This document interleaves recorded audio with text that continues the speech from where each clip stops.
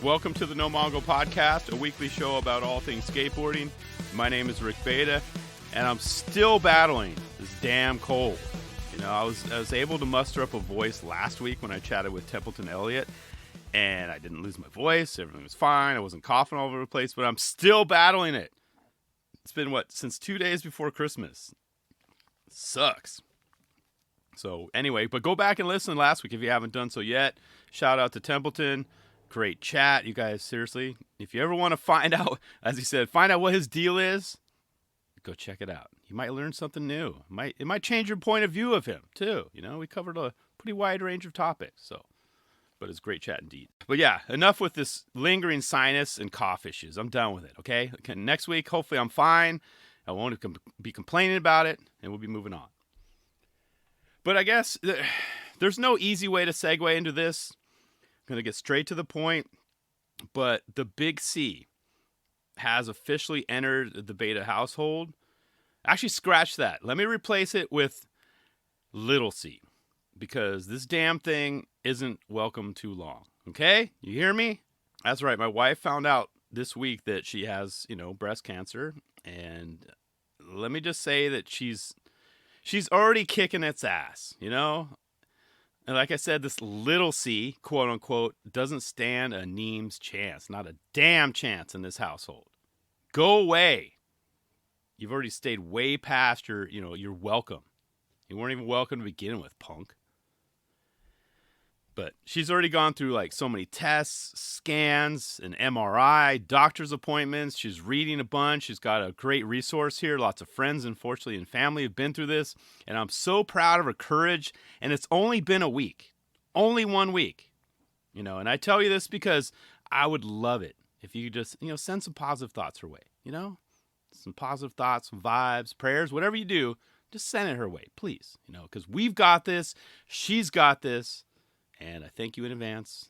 And as usual, F cancer.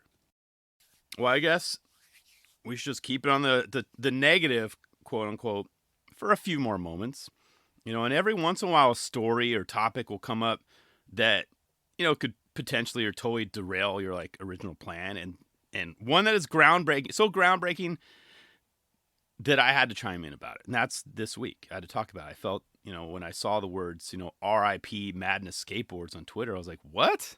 I was like, okay. I mean, for one, I was glad I saw those words because it had me exiting the app and heading towards, to Instagram for more details.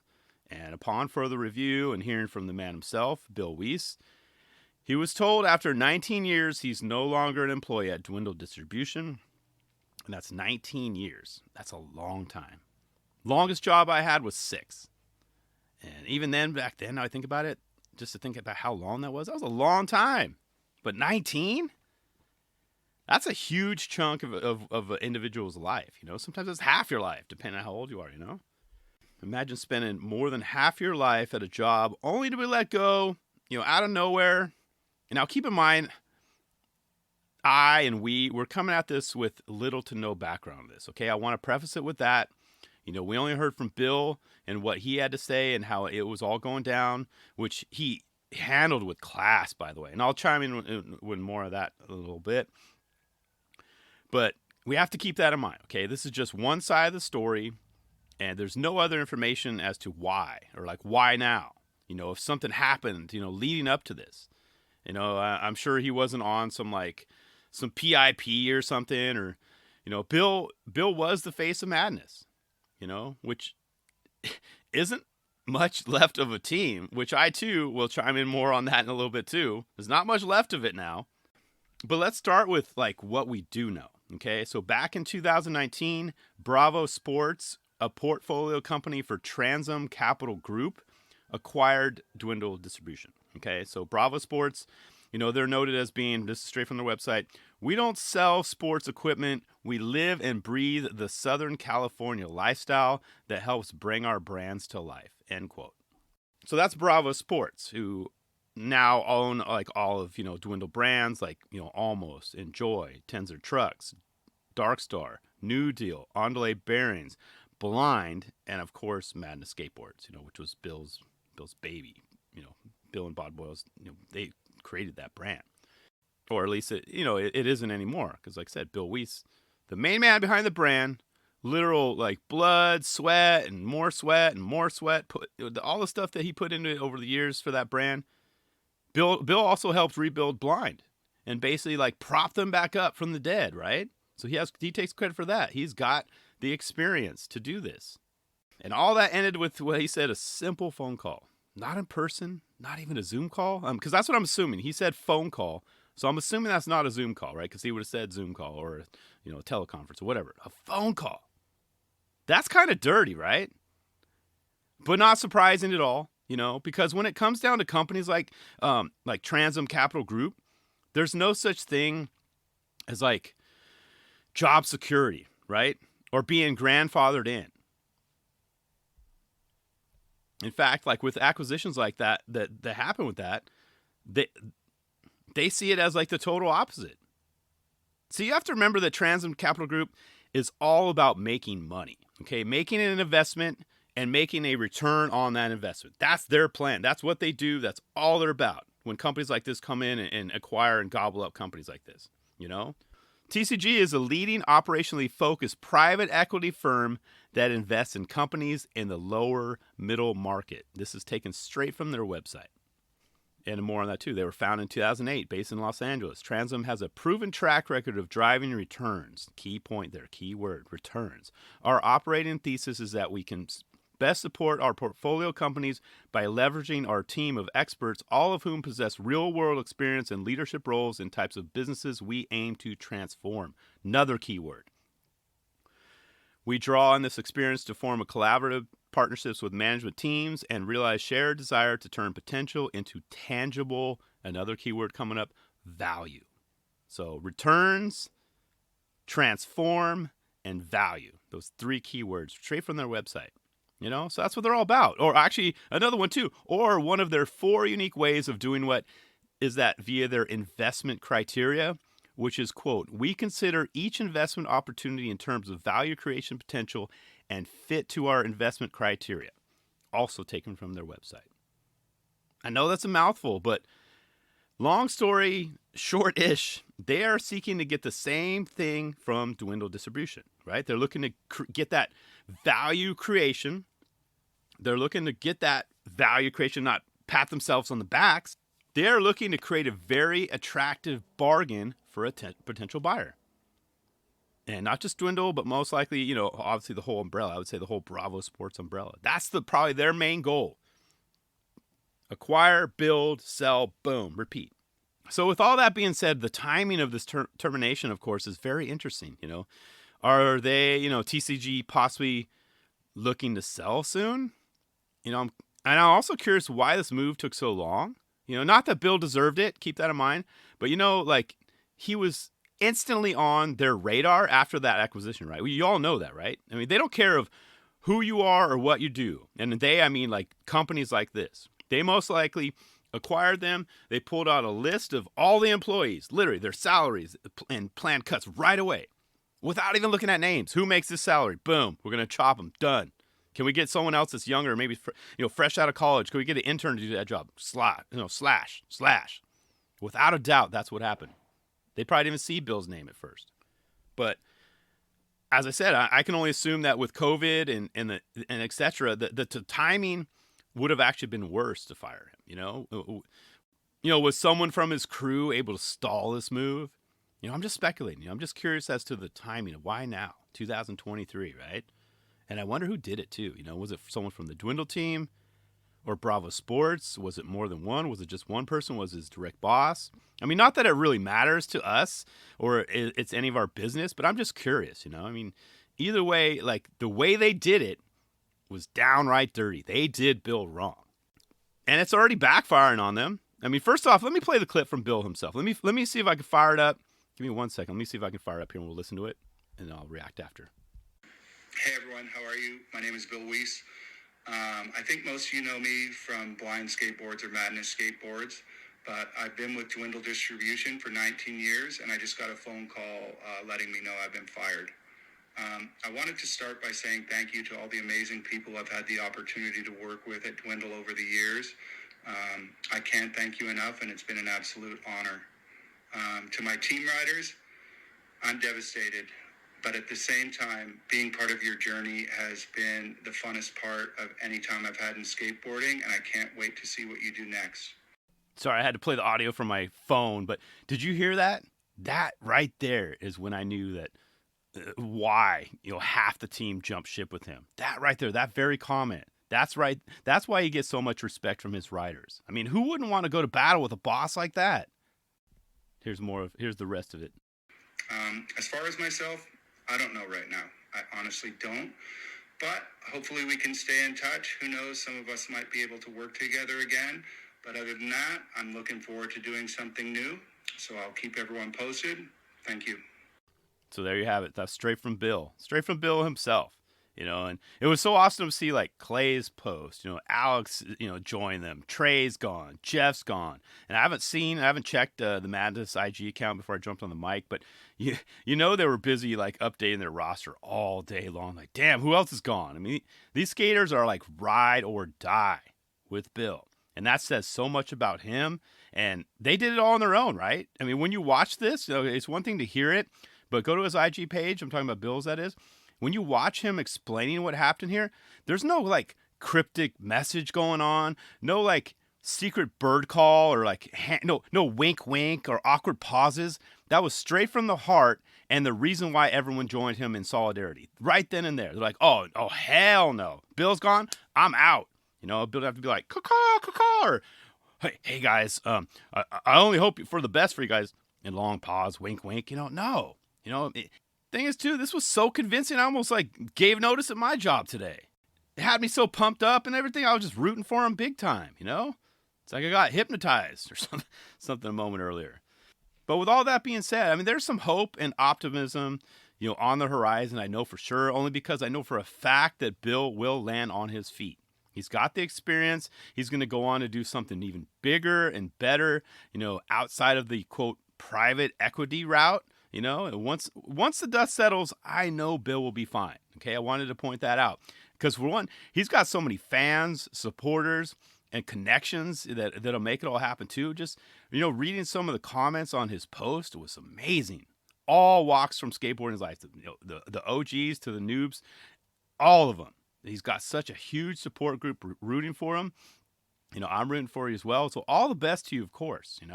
But in the meantime, though, don't beat yourself up too much, as painful as it was to say and hear this, you kind of have to forgive Bravo Sports for what they did to you. And I'm talking to Bill, of course. Hell, I know for a fact that he'll probably be thanking them for this many years down the road. It's going to be like, oh, you know what? It sucked. I had to leave this brand that I made, all my boys, my homies. But look at what I have now. Look at us. All we know is that it's their loss, right? Their loss. So I'm excited to see what's next. But I guess let this be a lesson to, skateboarding, and that these types of, things happen when big businesses and like investment firms kind of, dip their toes into our industry. I mean, for us, it's all about the love, right? Because for them, it's bottom line. It's money. It's money, return on investment. They have, shareholders, they need to pay people back. They got investors. All that. So, I mean, will this be the last time something like this happens? Probably not. It's going to happen again. It's going to happen again down the road. But, and even if you aren't in the skateboarding industry, let me just say that I've been part of like these kind of mergers and acquisitions. And if your company is ever gobbled up in one of them, let me just say you'd better get your resume up to date just in case. Because no one is safe. Trust me. I had, it happened to be about 5 years ago. Company I was at got a private. We were public, went private, got gobbled up by a private firm.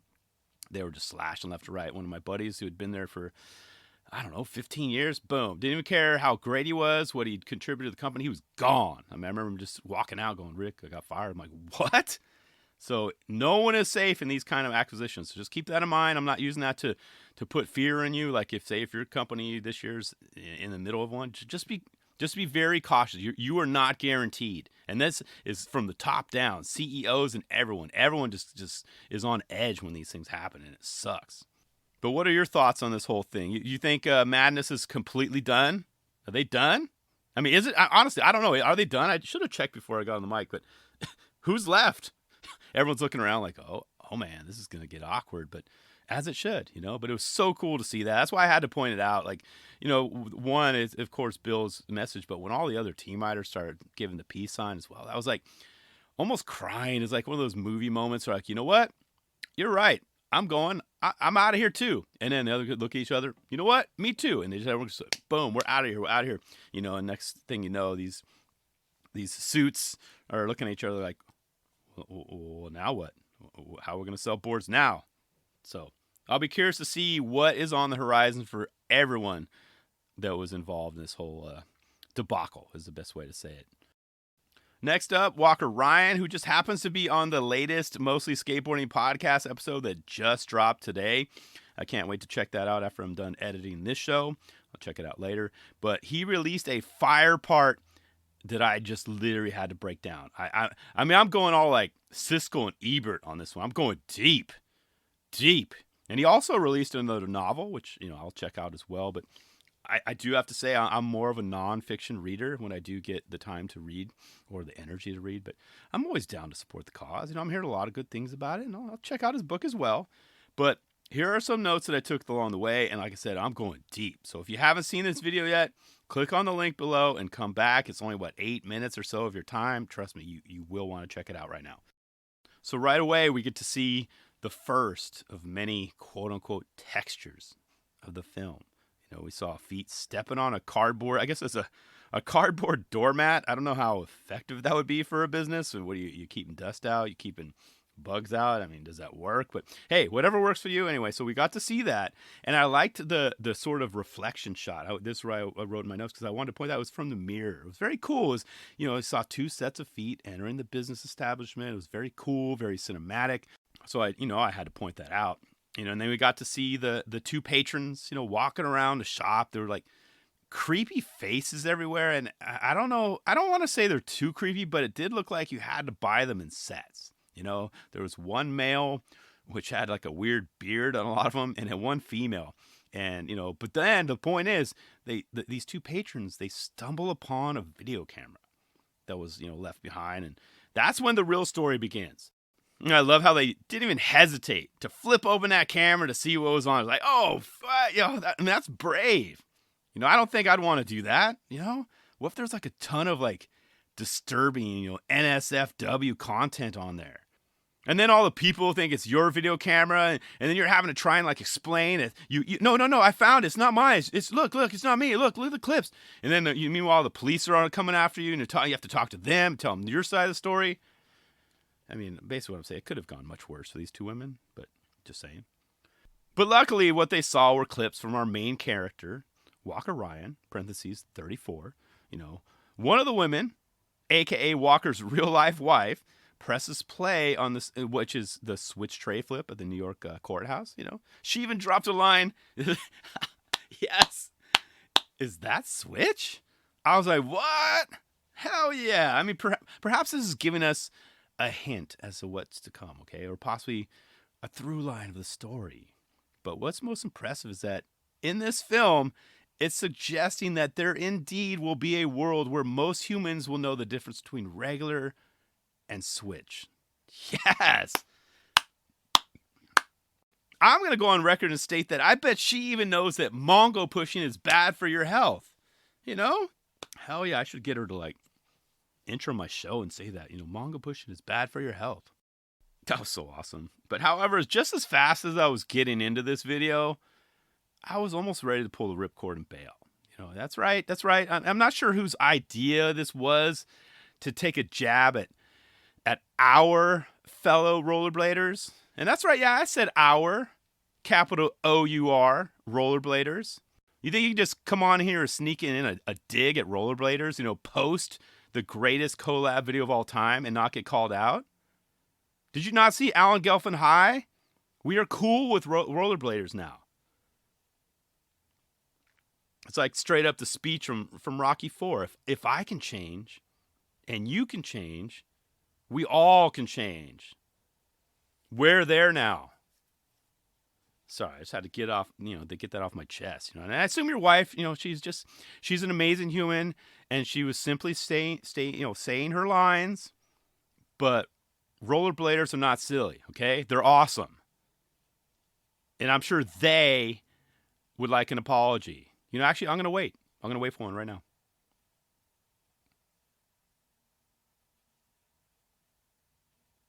Thank you. I appreciate it. But I did like the movie inside of a movie idea, though. It's very it's very meta, right? Filming a skate park in the middle of, a skate park. I was like, hell yeah, that's cool. I dig it. I'm here for it. But moments later, though, they got things officially going with an opening image and title card, of course, textures, over some textured surfaces, which is the title of the film. Then Walker wasted no time and got rolling, literally. And for this one, I think you should have to watch it at least 3 times, preferably in a row, or at least over like a couple days. It's not that much of your time. Watch it once to see the 6 skating, okay? Which I'll talk a little bit more about soon. And watch it again and pay attention to all of the various textured surfaces, And sometimes they give you little hints and they show you the actual textures before the trick. Sometimes after, they'll really highlight them for, whatever terrain he was riding, they'll show you, which is kind of cool. So pay attention to those. It was a very well thought out premise, okay? And then watch it one final time and just take in the sounds of the wheels rolling over, said textures. Because as much as I did enjoy the music for this one, I did find out that after like the 3rd viewing, I wanted to just hear how, it all sounded naturally, so different kinds of cement and brick and tiles, etc. But this is one I hope that they do release a rough cut for. I'm like, pretty please, Walker and team. Maybe give your wife back that, that video camera she found and use that footage. Yeah, I want to see that. No music. I want to see all that stuff and hear that stuff mainly. But yeah, post-title credits, Walker was off and running. I love the run up to that melon off that ledge. It's kind of like that little curved ledge that had a little launch at it. But the grab, the tweak, the landing, the sound of the wheels rolling over those textures, crank it up. Crank it up. It's a nice way to start it off. And there are so many tricks that I could have literally listed all of them in my notes. Every trick he did was just fire. Straight fire. But for some reason, I was so fixated on all the switch ones when I started writing my notes. I was just like, oh, that was good. Oh, that was good. I mean, the dude is wickedly talented at switch maneuvers. So ridiculous. And how about that huge switchback 3 down that big set at 2 minutes and 3 seconds in? Damn.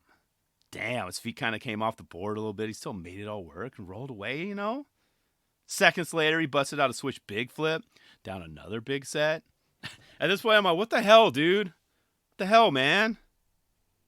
How about a switch impossible to manual? How about doing that? Yeah, he did one at Pier 7, 228. How? That thing was wrapped.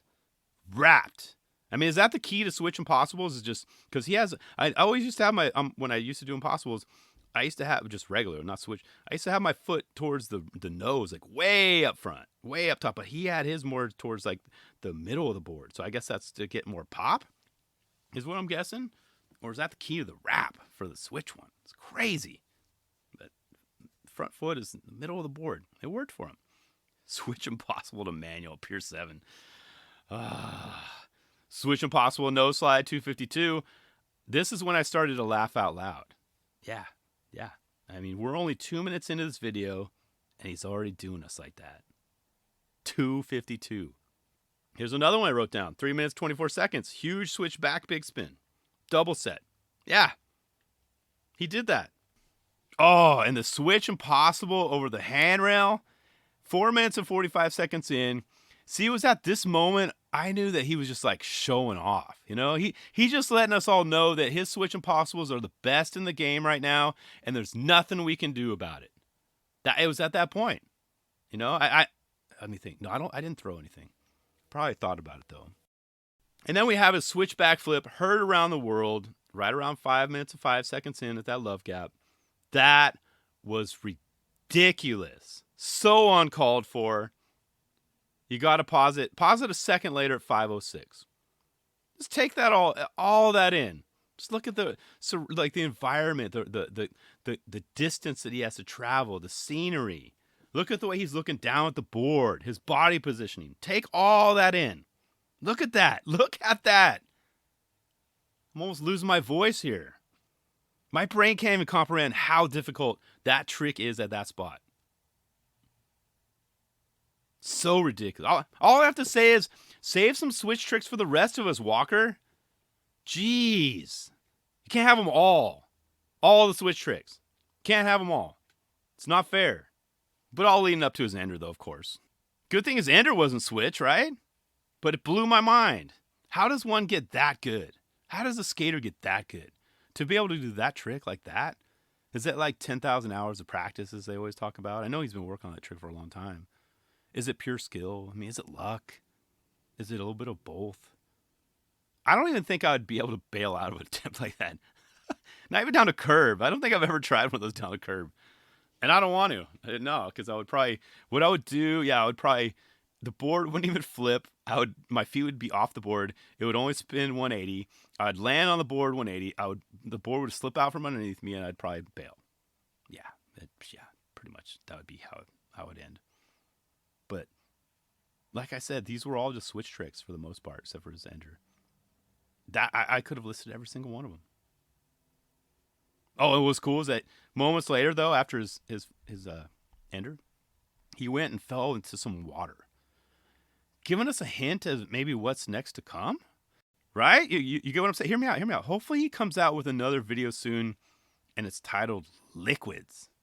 And maybe he'll just do like a bunch of insane switch tricks into water or over water or around water or like water's in the background. Or maybe I'm just like overthinking it because I just watched Avatar 2 recently.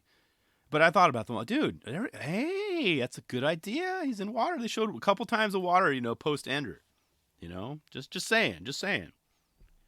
But remember when I feel like Chris Farley. Remember when we talked about how skaters how I wanted skaters to front load their content in 2023? Yeah, that's awesome. No, but seriously, remember when I talked about, wanting skaters to front load the year for, that acronym, get some clips for that acronym? Well, Walker Ryan just added his Textures, quote unquote sponsor me video to that mix. It's that good. And it's my favorite of the year. Let's see. It's January 15th. It's my favorite video of the year so far. Straight up killed it. And can we get this guy a board sponsor this year? 2023 goals. Actually, I'm sorry. Hashtag 2020. Do we even still use hashtags in 2023? Hashtag 2023 goals. Cough, cough. Jerry Sue. I'm straight up deadpanning at you right now, dude. I'm looking right at you. I bet he'd be a perfect fit on Sci-Fi Fantasy. I don't know. Talk about a match made in heaven. I have both of my hands up right now. I'm like, dude, I'm not even going to pat myself on the back, but you are welcome. Brain explode emoji, right? Walker Ryan, Sci-Fi Fantasy. I don't know. That's got a nice ring to it. But anyway. But yeah, great job on this, Walker. And actually, I have to point out, too, I've been trying to get better at this. Great job to the director and editor, Patrick Is it Wallner? Yeah, Patrick Wallner. Patrick, bravo, dude. And also great job to your wife, Whitney, on her cameo, Walker. Yeah, she nailed it. She even did some filming as well. Wait. Oh, shoot. I'm so glad I checked my notes as well one last time. Be sure to watch the entire video, okay, all the way through. Okay, all the way through, because my favorite moment was at about 7 minutes and 53 seconds in. Okay, hold on. When he spit out the words, "Can you stop?" to that dude or tourist or possible local. That was so hilarious. I mean, frustrating at the time for Walker, I know, but hilarious for us consumers, right? I need more of that moment. What's the backstory on that? That was not what I was expecting to see. I thought maybe it was some dude like dancing or kind of doing some crazy thing, very distracting. It kind of reminded me of the scene, in Back to the Future when Marty is, he finally sees his dad and he's in the diner. He's staring at his dad, and you could tell that, He's just finally catching on. He just gets annoyed and turns to him and is like, "What? What?" That was so fun. I'm so glad you kept that in there, Patrick. But I want more though. I want to know what's the backstory. Is that being too greedy on my part? Can you stop? Oh, sorry. That's hilarious. I know it's frustrating at the time, but hilarious. So yeah, let me know your thoughts on that video. Is it the best of the year so far in your eyes? Is that a rhetorical question? I don't know, but damn good start to the year. Got to say that. And then finally, I wanted to give some shine to this dude because he was the victim of getting cut. Getting on the cutting room floor, as they say, last minute, of course, because I wanted to talk about the Dwindle news and Bill Weiss. But Mikey Patrick's "We're Proud of You" is a must see. Not only the dude kill it, but he also battled back after 3 years of knee problems. There's a great interview online, so I'll see if I can include it as well. Dude battled to get back on the board. So good job, Mikey. I am proud of you too, man.